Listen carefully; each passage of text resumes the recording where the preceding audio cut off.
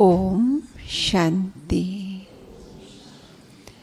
आज भट्टी का तीसरा दिन, उसका ये प्रातःकालीन सत्र, और हमारा भट्टी का लक्ष्य है चलो संपन्नता की ओर, अर्थात आत्मशुद्धि की ओर। और आत्मशुद्धि के अलग अलग एस्पेक्ट है, जिसमें से एक है हृदय की शुद्धि, जो आज बाबा ने मुरली में कहा। उसके लिए मार्गदर्शन देने के लिए हमारे बीच में पधारे हैं आदरणीय राजयोगिनी गीता दीदी जी। हम एक हाथ हिलाकर आपका स्वागत करते हैं, सत्कार करते हैं, अभिनंदन करते हैं। ब्रह्मा बाबा अव्यक्त हुए 1969 में। उस समय आप स्कूल की पढ़ाई पढ़ रहे थे और उसी वर्ष आपको ईश्वरीय ज्ञान मिला। फिर तो आपने 1972 में जब अपनी मैट्रिक बोर्ड की एग्ज़ाम पूरी की तो फिर बाबा की सेवाओं में अपना जीवन समर्पित किया। और चूंकि आप गुजरात की धरनी से निकले हैं, आरंभ में अहमदाबाद, सूरत, भरूच, बड़ौदा आदि आदि स्थानों पर आपने सेवाएं दी। और उसके बाद बाबा ने आपको लगातार 14 वर्षों तक भावनगर सब जोन के इंचार्ज के रूप में निमित्त बनाया, जहां बहुत सेवाओं का विस्तार किया। और फिर 1993 में जब ज्ञान सरोवर एकेडमी का कंस्ट्रक्शन कार्य आरंभ होने वाला था, बाबा ने आपको वहाँ निमित्त बनाया और फिर वहाँ की सेवाओं को आपने सुचारू रूप से चलाया। और फिर जब शांतिवन में बेहद विस्तार होने लगा तो पिछले 10-12 वर्ष पूर्व बाबा ने नीचे शांतिवन में आपको निमित्त बनाया और वहाँ रहकर आप देश विदेश की सेवाओं में अपना योगदान देते हैं। आप राजयोग प्रशिक्षिका हैं, SML प्रशिक्षिका भी हैं और भट्टी की प्रशिक्षिका भी हैं। इसके साथ साथ जो हमारे बिजनेस एंड इंडस्ट्री विंग है, उसके भी आप हेडक्वार्टर कोऑर्डिनेटर हैं। तो बहुत ही गहन चिंतन मंथन दीदी का चलता है। तो आज जो बाबा ने कहा हृदय की शुद्धि किससे होती है, वो तो बाबा ने बता ही दिया, लेकिन उसका बहुत गहराई समझेंगे आज हम दीदी से। तो दीदी स्पष्ट करेंगे हृदय का शुद्धिकरण क्या होता है। आदरणीय दीदी जी। और दीदी, अगर आप क्लास थोड़ा जल्दी पूरा करेंगे तो इन्हें क्वेश्चन आंसर की मार्जिन मिलेगी। और उसके बाद क्लास पूरा होने के बाद, क्वेश्चन आंसर पूरा होने के बाद, ये आपका सम्मान भी करने वाले हैं। सम्मान तो है। तो इसीलिए कितने बजे पूरा करना? 11:30? आप 11:15 तक पूरा करके इनको क्वेश्चन आंसर की मार्जिन दो और फिर 11:30 जितना संभव हो सके। तो सुनते हैं दीदी से। ओम शांति। आप सभी भाई बहनों का भी बाबा के बेहद घर में, असली कैंपस में, मधुबन असली कैंपस है, ओरिजिनल, उसमें आपका स्वागत है। यूपी से यहाँ आए हैं खास टाइम निकाल कर मधुबन घर में। हम कहते हैं मधुबन परम पिता का घर है। ज्ञान सरोवर परम शिक्षक की यूनिवर्सिटी और शांतिवन सतगुरु का दरबार है। यहाँ बाबा का प्यार महसूस होता है।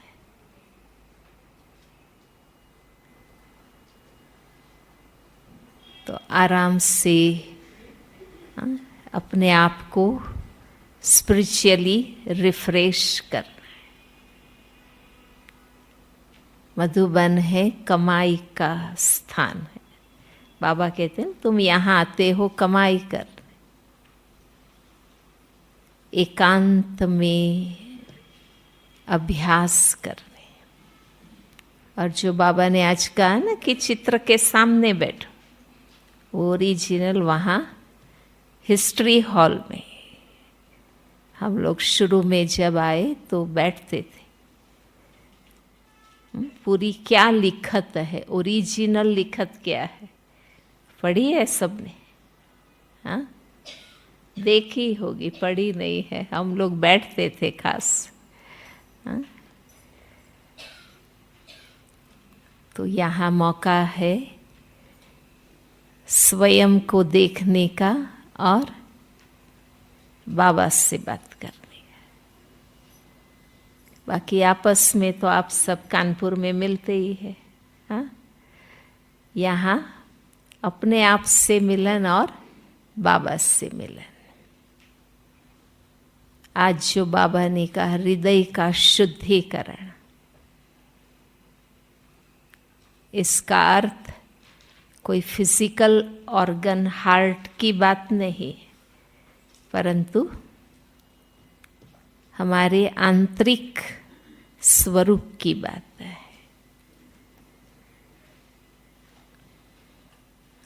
शुद्धिकरण के 2 पुरुषार्थ बाबा ने आज बताए। एक तो शुद्ध अन्न, बाबा के भंडारे का, बाबा के पवित्र बच्चों द्वारा बना हुआ पवित्र ब्रह्मा भोजन। वो तो ब्राह्मण जन्म लेते ही अन्न शुद्धि का नियम हम सबके जीवन में, क्योंकि जो रस और स्वाद पर विजयी बनेगा वो माया पर विजयी बनेगा। हाँ? विकारों पर विजयी पाना और ऊंची बात है, कड़ी बात है। तो जो रस और स्वाद पर विजयी बनते हैं, हाँ, वो फिर सहज ही ब्रह्मचर्य पालन कर सकते हैं। तो इसलिए वो तो बाबा के ज्ञान की शक्ति से ही धारणा हो गई है ना। आज से 50 वर्ष पूर्व जब हम लोग ज्ञान में आए, उस समय लोग भी अच्छे थे, सात्विक थे, और अन्न भी शुद्ध था। उसकी कंपैरिजन में आज तो कितनी बनावट मिलावट है ना। कहीं खाने जैसा रहा ही नहीं है अब। और अन्न के माध्यम से ही तंत्र मंत्र का प्रयोग किया जाता है, वो भी आप सबको पता होगा।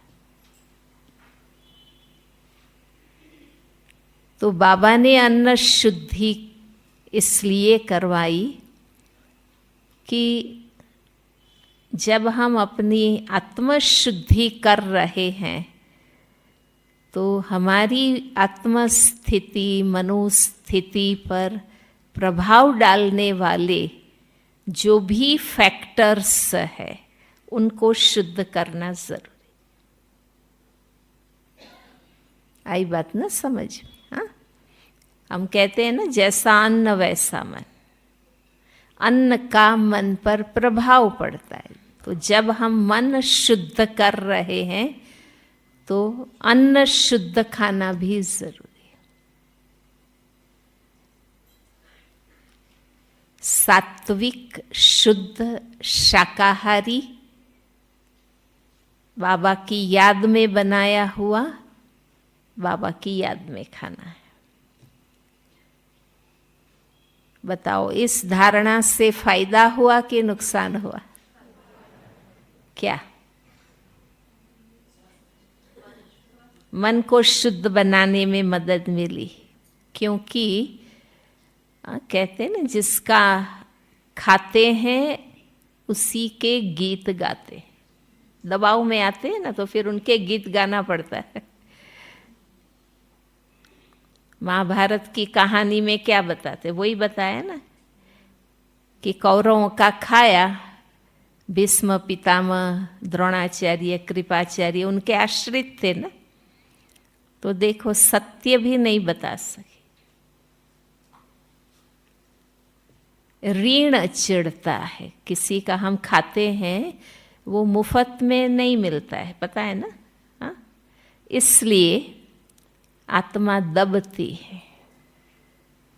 कोई हमें खिलाते हैं या गिफ्ट देते हैं तो हम उसके ऋण में आते, इसलिए हमें फ्री लगता है पर सोच के लेना होता है, क्योंकि किसी के दबाव में क्यों आए, तभी हम सत्य बन सकते हैं। और क्या फायदा हुआ माताएं बताओ? हेल्थ वाइज, क्योंकि क्वालिटी फूड हम खाते हैं, खुद बनाते हैं तो नेचुरली क्वालिटी फूड बनता है। और हाँ,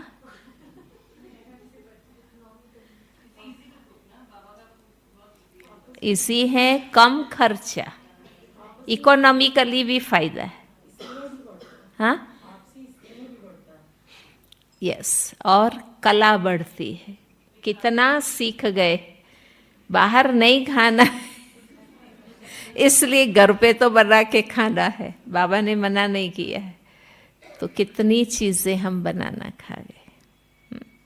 और बाबा को भोग लगाते हैं, खिलाने वाला तो वो है ना, बाबा को भोग लगा के खाते हैं, क्योंकि मालिक वो है, शेठ वो है, वो हमें खिला रहा है। भले हम जानते हैं कि बाबा नहीं खाते, पर ये मैनर है, एक समर्पणमयता है कि हमें अपने मालिक को ऑफर करना चाहिए। तो अन्न शुद्धि से हमारे मन की भी शुद्धि होती है, आत्म शुद्धि भी होती है, और शरीर भी क्वालिटी फूड मिलेगा और शुद्ध अन्न मिलेगा, तो हमारे रॉन्ग प्रभाव नहीं आएंगे। परंतु ये शब्द भाव और भावना का प्रतीक है, जो हृदय शुद्धि बोला ना, क्योंकि कहते हैं ना, मन घोड़े के समान है तो हृदय घोड़े सवार है। मन की जैसी ऊंची नीची स्थिति होती, इसकी डायरेक्ट इफेक्ट हमारे भावों पर आती है, भावनाओं पर आती। इमोशंस, भाव माना इमोशंस, और भावनाएं माना फीलिंग्स। तो ये सब आत्म स्थिति से जुड़ा हुआ है, इसलिए हमें मन बुद्धि से भी कनेक्टेड है तो अन्न से भी कनेक्टेड है। मन की प्रोडक्ट तो कितनी सारी, थॉट्स, विचार, सोचते हैं ना, भाव, भावनाएं, वाइब्रेशंस, वृत्ति, दृष्टि, स्मृति, ये इंटरनल है। हमें तो सिर्फ बाह्य बोल और कर्म दिखाई देते हैं ना, भाई बाह्य रूप से तो लगेंगे कि हम महारथी, योगी हैं, ब्रह्मा कुमार कुमारी हैं, पर इंटरनल हमारे आंतरिक स्वरूप में क्या क्या चल रहा है वो तो हम ही जानते हैं। बाबा कहते हैं ना, युद्ध नहीं होना चाहिए। मन में युद्ध चलते हैं, कभी ये अच्छा लगता, कभी वो अच्छा लगता, कभी उमंग आता, कभी आलस आता, कभी बाबा से बहुत प्यार और कभी एकदम रूखा मन होता है। इंटरनल स्टेज को हम जानते हैं, और इसलिए बाबा के बनते ही 7 दिन का कोर्स करते ही, 3 दिन के शिविर करते ही, कोई तो फर्स्ट लेसन में ही बाबा के सच्चे बच्चे बन गए, धारणाएं करने लगे। तो कर्म में शुद्धि बाबा के बनते ही आ गई। ये बाबा के ज्ञान की शक्ति, ये बाबा के योग की शक्ति, कर्म में ब्रह्मचर्य आ गया। अब कर्म में गुस्सा नहीं आता, बहुत बहुत तो चिढ़ जाएंगे, इरिटेट हो जाएंगे, शब्द शायद ऐसे हो जाए, पर अब हाथ उठा दें, कर्म ऐसा नहीं करते। ऐसा ही है ना भाई? हाँ, ऐसा ही है ना? माताएं बोल नहीं रही है? हाँ, कर्म में तो विजयी है ना। बाबा कहते हैं ना, मनसा में कितने भी तूफान चले पर कर्मेंद्रिय से विकर्म नहीं करना। ये हमेशा बाबा शुरू से हमें कहे। अब बाबा तो बहुत ऊंची स्टेज पर हमें ले जा रहे हैं, और समय भी वही है कि मनसा में भी अब तूफान नहीं है ना।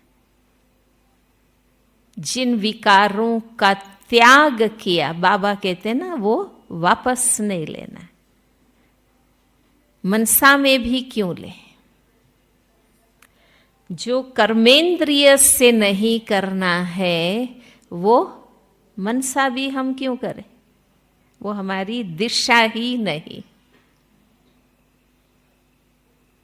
कलयुग में तो हम थे ही, थे ना, वहां से तो निकलकर संगम युग में आए हैं।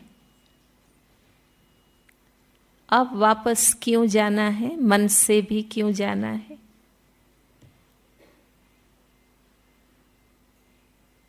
हमारी दृढ़ता है, कर्म हमारे शुद्ध।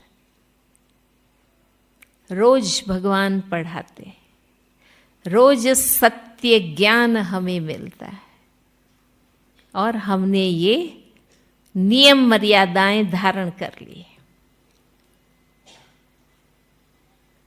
व्यसन नहीं, होटल नहीं, पिक्चर नहीं, मोबाइल के द्वारा भी नहीं। भाई थिएटर में तो नहीं जाते हैं, फिर घर में मिलने लगा टीवी के द्वारा। हाँ, वो भी गंदगी हमें नहीं चाहिए। कई कहते हैं ना, हम होटल में नहीं जाते, होटल का घर में लाके खाते तो क्या मतलब है? हाँ, तो थिएटर में जो गंदगी मिलती थी, वो अब घर में मिलने लगी टीवी के द्वारा। तो वो भी क्यों देखना है?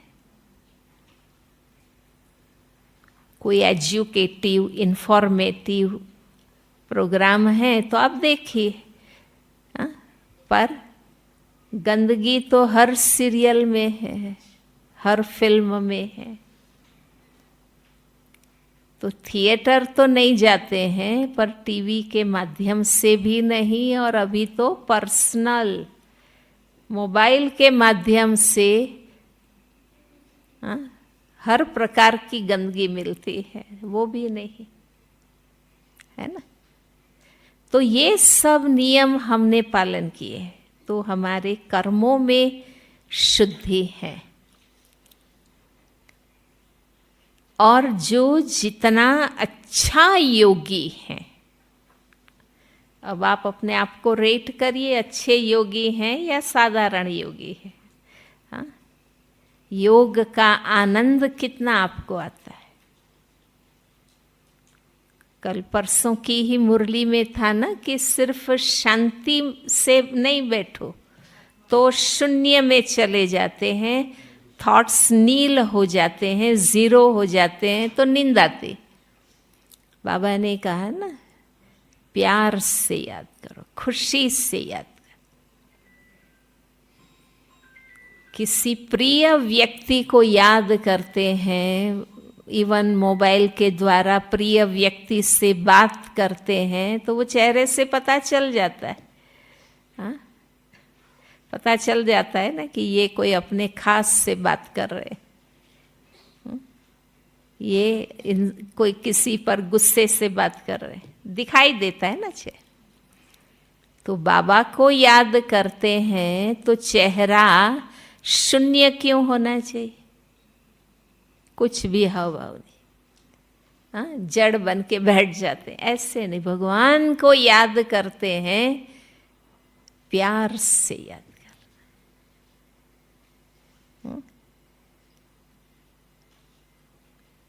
कैसे हमें बाबा ने साधारण से महान बना दिया, पवित्र योगी बना दिया,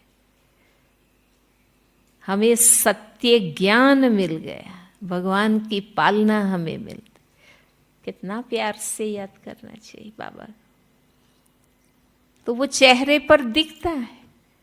बाबा मिसाल देते हैं ना कि कन्या सगाई होती है और फिर होने वाले पति को याद करती है तो चेहरा खिल उठता है। तो बाबा तो हमारा सर्वस्व है ना, हर संबंध से बाबा ही है हमारा। तो हमें कितना प्यार और खुशी होनी चाहिए, याद में चेहरा आनंदपूर्ण होना चाहिए। तो जो योग का सुख अनुभव करते हैं, योग में नींद क्यों आती है? क्योंकि आप ड्राई है, आप सूखे सूखे हैं, आपका सच्चा प्यार नहीं है बाबा से। कोई और रीज़न भी होते हैं, थकान के कारण ठीक नींद नहीं करते हैं, खुराक कोई ऐसी ले लेते, पर हमें योग में क्यों आना चाहिए ये चीजें? क्योंकि हम प्यार से याद नहीं करते। बाबा के लिए कहते हैं कि बाबा हंसते हंसते नारायण बन गए, संपूर्ण बन गए।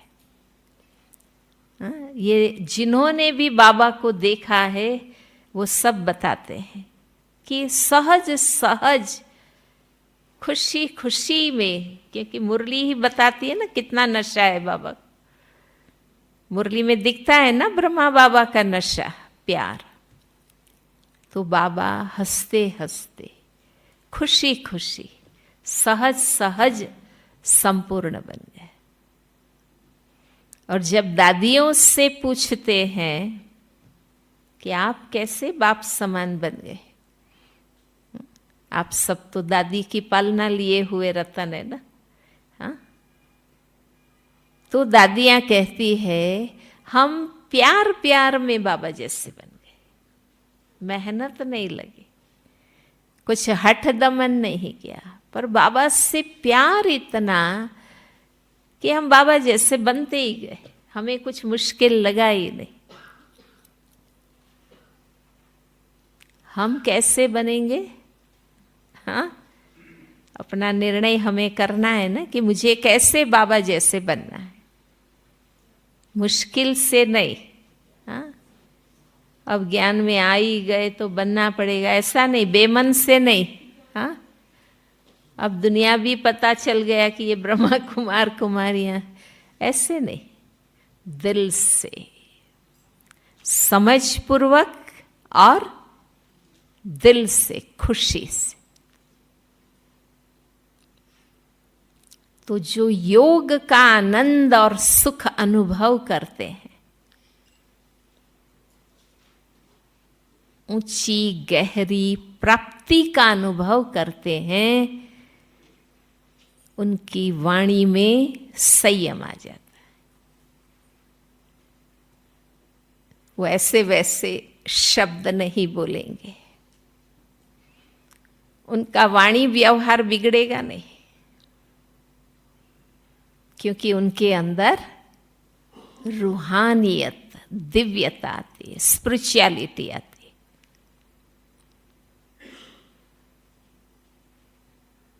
वो अब शब्द नहीं बोलेंगे, अनावश्यक नहीं बोलेंगे, जितना जरूरी है। कहते हैं ना 5 शब्द से काम हो जाता है, तो 8 शब्द बोलने की जरूरत नहीं। उनकी वाणी वरदानी बनती जाएगी। कोई कैसा भी व्यवहार करे, पर मैं तो दिव्य हूं ना, मैं तो श्रेष्ठ हूं ना, तो मैं क्यों ऐसे शब्द बोलूं? उनका गलत व्यवहार, उससे मैं अपनी वाणी क्यों बिगाड़ूं? हाँ, आपको जो उनके साथ डिसीजन लेना है, कदम उठाना है, कायदा लगाना है, वो आप लगाइए, पर वाणी और स्थिति क्यों बिगाड़नी?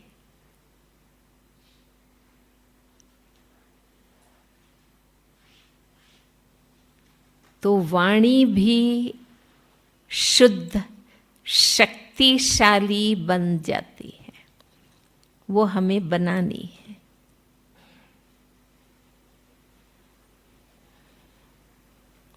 बाबा ने तो सिखाया ही है हम बच्चों को, कम बोलो, धीरे बोलो, मीठा बोलो, सोच के बोलो, सार रूप में बोलो। कितनी बातें बाबा ने बताई। शक्तिशाली, क्योंकि हमारा सिर्फ मुख नहीं बोलता है, मुख के साथ जीवन बोलता है, चरित्र बोलता है। इसलिए हमें ज्यादा शब्द की जरूरत नहीं है। तो वाणी का शुद्धिकरण, संयम,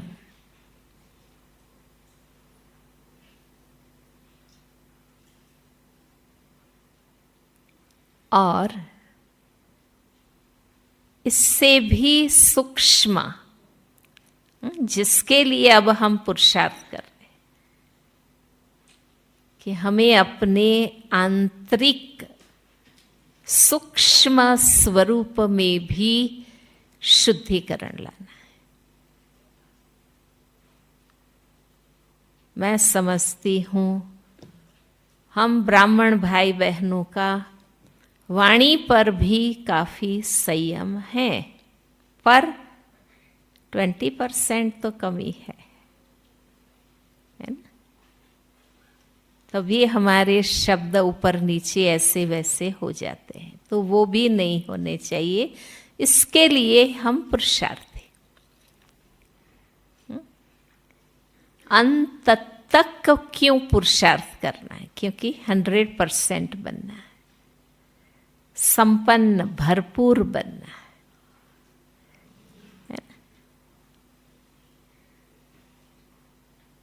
जो मुख भगवान की महिमा गाए, भगवान का ज्ञान सुनाए, वो मुख हल्का नहीं बोल सकते, साधारण शब्द नहीं बोल सकते।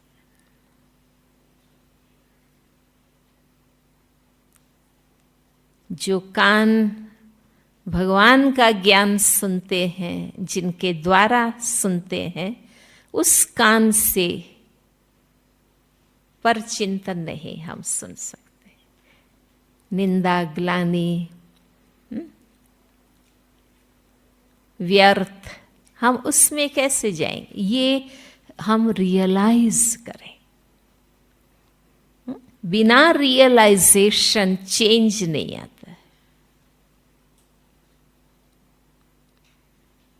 महसूसता चाहिए।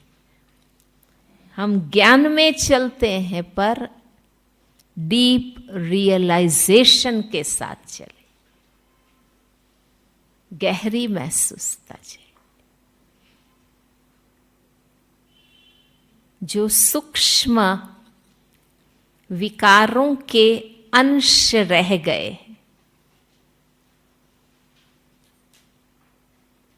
ब्रह्मचर्य है पर अभी भी दैहिक दृष्टि है, अभी भी दृष्टि वृत्ति में चंचलता है।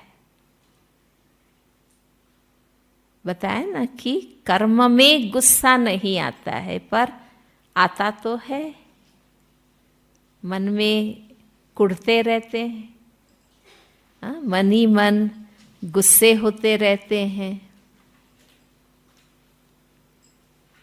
मन में तो बहुत कुछ सोच लेते हैं ना, आने दो उसको, ये कर वो, पर फिर कर्म में कंट्रोल रहता है। नाराज हो जाना वो भी गुस्सा है। मन मुटाव, अनबन, एक दोस्त से बोलना नहीं, घृणा, तिरस्कार, नफरत, ये सब गुस्सा है। ये गुस्से के स्वरूप है। तो कुछ कुछ तो है ना, इसलिए मनसा शुद्ध नहीं रहती। मन के भाव, भावनाएं, वाइब्रेशंस अच्छे नहीं।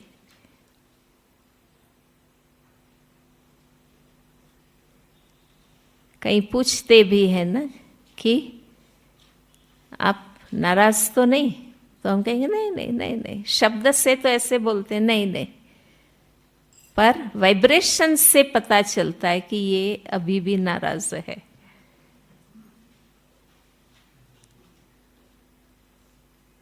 तो ये जो अंदर में विकारों के अंश है, अपवित्रता है, गंदगी है, इससे क्या होता है, हमारे किए करे पुरुषार्थ की शक्ति कुछ खत्म हो जाती। कहते हैं किए करे पर पानी फेर दिया, दो शब्द ऐसे बोल के, ये वाइब्रेशंस, हमारा जमा खाता माइनस होने लगता है।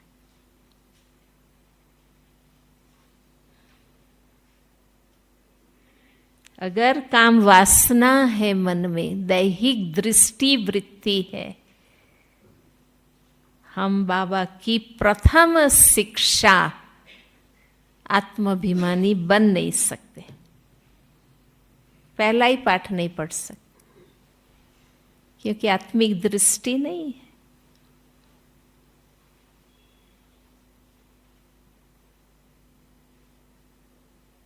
हम आत्माभिमानी नहीं बन सकेंगे तो योगी कैसे बने? ये तो फाउंडेशन है, आत्माभिमानी स्थिति फाउंडेशन है।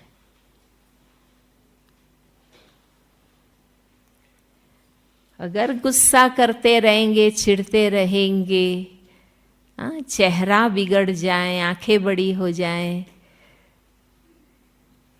भाव एक दो के लिए अशुभ हो जाए, तो हमें आत्माओं का प्यार नहीं मिलेगा।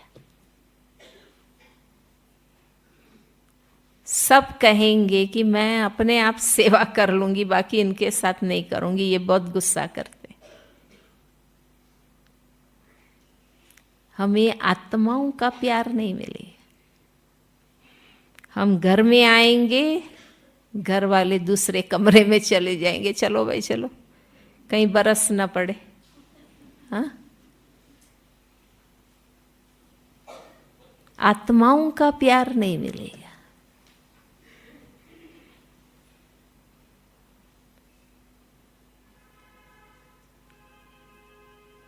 लोभ लालच है, संगम युग में आने के बाद भी भगवान के कार्य की पहचान होते हुए भी, समय के सिग्नल को जानते हुए भी, जो लोभ, लालच, भ्रष्टाचार, हेराफेरी हिसाब में करते हैं, वो भाग्य नहीं बना सकते।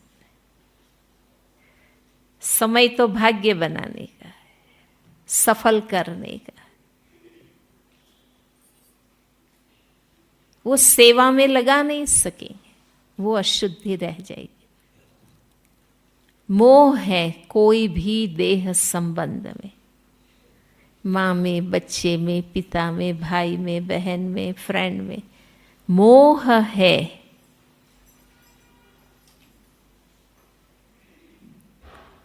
क्योंकि लास्ट अध्याय में अर्जुन नष्टो मोहा बना, इतना ज्ञान सुनाना पड़ा। हमारा लास्ट भी ओवर हो गया, बाबा की पढ़ाई पूरी हो गई। 1/1/2018 से भगवान ने पढ़ाना बंद कर दिया। ये तो हम रिवाइज करते रहते हैं, पढ़ाई तो पूरी हो गई ना। हम नष्टो मोहा बने, अर्जुन तो बन गया था। हाँ, भगवान ने अपनी लीला पूरी कर ली और हम तो संपन्न बने ही नहीं। सोचना चाहिए होगा ना हमें। और देख भी रहे हैं समय, परिस्थितियों की क्या है अभी।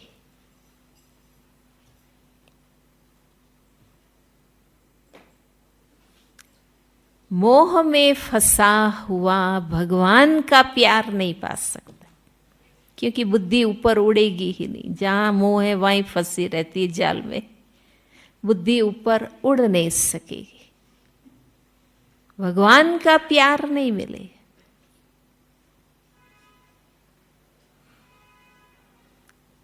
क्योंकि बाबा को सच्चा प्यार कर नहीं सकेंगे। बाबा आपसे तो प्यार है, पर इससे भी है, तो किसी को ये पसंद नहीं आएगा। हाँ, कोई हमारे साथ भी प्यार करे और दूसरे से भी करे तो उसको तो धोखा कहते हैं ना। भगवान का प्यार नहीं मिलता है। और अभिमान अगर है, वो अहंकार नहीं है। धन का, रूप का, पोस्ट पोजीशन का, बुद्धिमत्ता का, परंतु ज्ञान का अभिमान होता है, योग का अभिमान होता है। मेरे जैसा योगी कोई नहीं है, मैं पक्का स्टूडेंट हूँ। देखो, ज्ञान का, गुण का, कला का अभिमान, सेवा का अभिमान।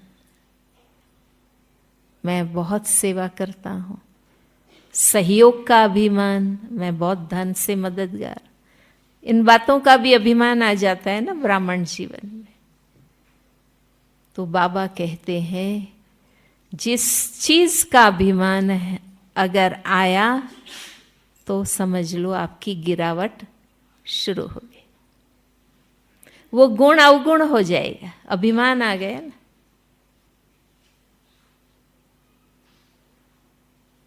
अमृत में अभिमान का जहर पड़ गया। इसलिए बाबा सदा क्या कहते हैं, निमित्त समझो, भगवान की देन समझो। पर अगर ये चीजें अंदर हैं, वृत्ति में, दृष्टि में, स्मृति में, भाव में, भावना में, वाइब्रेशन में, तो वो हमें संपन्न और संपूर्ण नहीं बनने देंगे। ये तो ड्रामा ने मार्जिन दी हमें 2 साल 1.5 साल से जो ये चला, क्या चला, कोविड का, कोरोना का। लॉकडाउन हुआ, ये तो ड्रामा ने मौका दिया, पुरुषार्थ करने का टाइम दिया, वरना 2-2, 3-3, 4-4 मास कोई छुट्टी लेके घर में बैठ के पुरुषार्थ करते? हाँ, कभी नहीं बैठे हम लोग। समर्पित होने के बाद भी सेवा में, ब्राह्मण परिवार के कारोबार में, और सारे सेलिब्रेशंस, आज ये वार्षिक उत्सव, आज ये जुबिली, आज ये जन्मदिन, हम तो प्रवृत्ति में ही बिजी हो गए, मेहमान आना जाना। कंपलसरी ड्रामा ने बंद करा दिया। हाँ, बाबा तो प्यार से समझाते ही थे, पर हम मानते नहीं थे पूरा, थोड़ा बहुत मानते थे। ड्रामा के आगे तो किसी की चली ही नहीं। कंपलसरी बंद। अब अपना टाइम पढ़ाई में लगाओ, योग में लगाओ, सेवा में, ऑनलाइन क्लासेस में लगाओ, मनसा सेवा में लगाओ। पुरुषार्थ करने का मौका मिला, अपने आप को तैयार करने का मौका मिला। और हर एक अपने अपने घर में खुद में कितनी ताकत है, स्पिरिचुअलिटी हमारी कितनी है, हम अपने आप में कितने ज्ञानी योगी है, हर एक को अपना माप आ गया, अपना रिजल्ट मिल गया ना।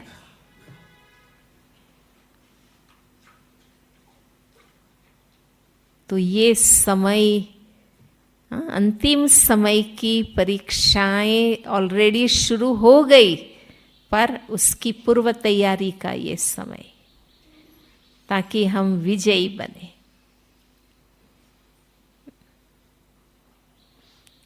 तो अंदर का ये युद्ध कहो, अशुद्धि कहो, वो खत्म करेंगे तो संपन्नता आएगी। जो गुण, शक्ति, कला, अनुभूतियाँ बाकी है, कम है, वो हम कर सकेंगे। उसके बाद संपूर्ण बन सके। आज भी बाबा ने कहा न, कर्मातीत बने तब तक पढ़ना है, बाबा के समीप रहना।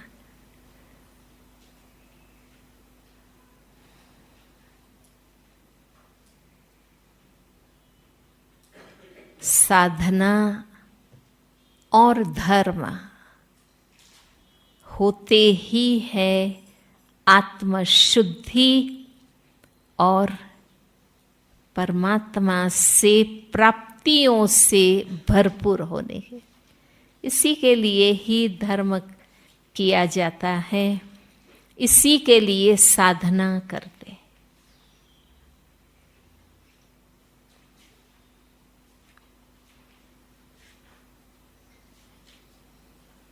तो शुद्धि पसंद है ना,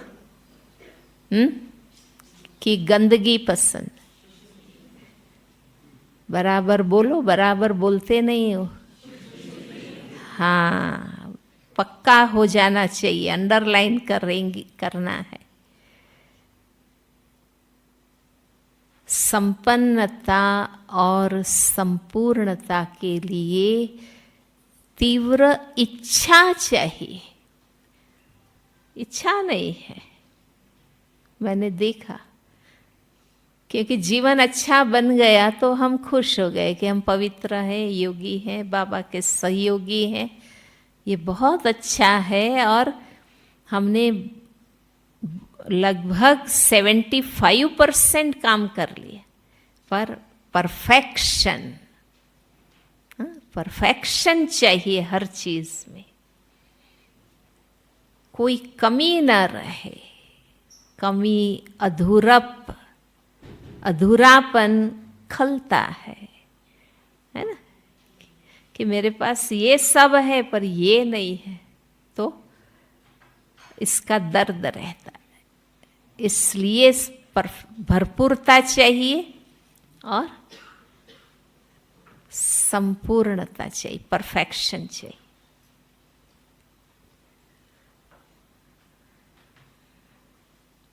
और अंदर का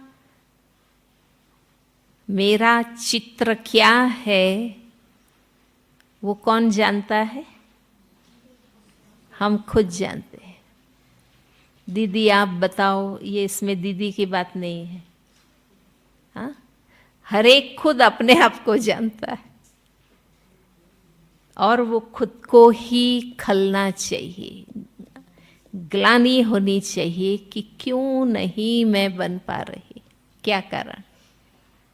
इच्छा नहीं है, तीव्र इच्छा रोज पक्का करो, रोज बाबा के सामने पक्का करो मुझे बनना ही,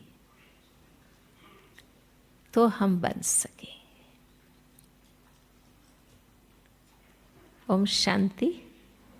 हाँ? कुछ पूछना है? इंदिरा बहन ने बोला था कोई प्रश्न हो, हमने जो कहा वो ना समझ में आया हो। तीन छोटे प्रश्न है उसमें। आपने अभी हृदय की शुद्धि की बात की, तो मन, आत्मा और हृदय ये एक ही चीज है? माना उस भाव में ही शब्द बोला जाता है। जो हृदय बोलते हैं ना, वो सिर्फ फिजिकल ऑर्गन की बात नहीं है, हार्ट की बात नहीं है, पर हृदय प्रतीक है भाव, भावनाओं का, जो आत्मा में ही उत्पन्न होते हैं, चैतन्य से कनेक्टेड है, इसलिए वो सब कुछ आ जाता है इसमें। छोटे दो प्रश्न और। हाँ जी। इसमें जैसे हम लोग कहते हैं कि अमृत की बूंद में एक बूंद विष की पड़ जाए तो अमृत जो है खराब हो जाता है, लेकिन अमृत भी तो अमृत है। अगर किसी विष की पूरा विष में अगर एक बूंद अमृत की पड़ जाए तो वो विष भी तो अमृत बन सकता है। बनता है, पी के देखना, कभी प्रयोग करके देख।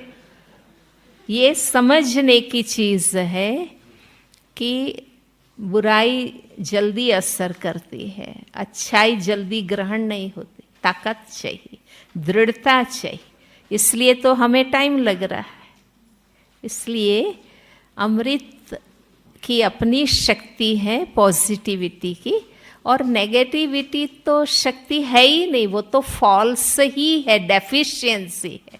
जैसे कहानी है बहन जी कि एक बिच्छू काट रहा था साधु को, तो साधु भी अपना गुण नहीं छोड़ रहा था। वो कहानी है, रियलिटी नहीं। रियलिटी ये है कि अच्छे इंसान बुरा व्यवहार जल्दी नहीं करते, वो मार्जिन देते हैं, वो अपनी अच्छाई से ही व्यवहार करते। ये बताने के लिए कहानी है। एक प्रश्न और छोटा, जैसे मुरली में आता है कि जो सन्यासी हैं तत्व को याद करते हैं, ब्रह्म तत्व को याद करते हैं, लेकिन बाबा भी मुरलियों में कहते हैं कि शांति धाम और सुख धाम को याद करो, तो ऐसा नहीं, क्योंकि बाबा की याद से विकल्प विनाश होते हैं। क्योंकि वो हमारा ओरिजिनल घर है और हम घर भूल गए, इस दुनिया को ही अपना समझ कर बैठे, और जो हमारा ओरिजिन, हम उनसे योग नहीं लगाते, हमें नॉलेज है, अवेयरनेस है कि मैं परमधाम के निवासी, बाकी मैं तत्व से योग नहीं लगाते। योग तो परमधाम निवासी बाबा से ही लगाते। हम अपनी ओरिजिनल स्टेज को याद करते हैं कि ओरिजिनली मैं शुद्ध आत्मा, हम ब्रह्म तत्व। यस, बोलो। ये पूछना था, जैसे तीव्र इच्छा है ब्रह्मा बाबा जैसे बनने की, तो वो निरंतर हर संकल्प बोध में आ जाए, इसके लिए कोई सहज युक्तियां? लगे रहो, बस लगे रहो, कमजोर होने ना दो इस बात को। और हम दिल से जिगरी पुरुषार्थ करेंगे तो बाबा भी मदद करेंगे, ग्रेस मार्क्स भी मिलेंगे।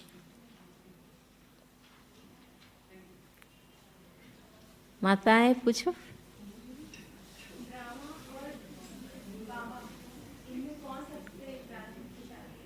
आपको क्या लगता है? आपको क्या लगता है? कंफ्यूजन। ड्रामा क्या है उसका नॉलेज बाबा देते हैं, इसलिए बाबा पावरफुल है। कोई सीक्रेट चीज बहुत पावरफुल है पर किसी को पता ही नहीं है तो क्या फायदा है? उसका राज खोलने वाला पावरफुल, बाबा पावरफुल। क्योंकि ड्रामा क्या है हमें पता ही नहीं था, ड्रामा के राज बाबा ने बताए ना। ड्रामा माना नियति, बाबा माना नियंता। नियंता नियति का राज बताता है, इसलिए बाबा पावरफुल।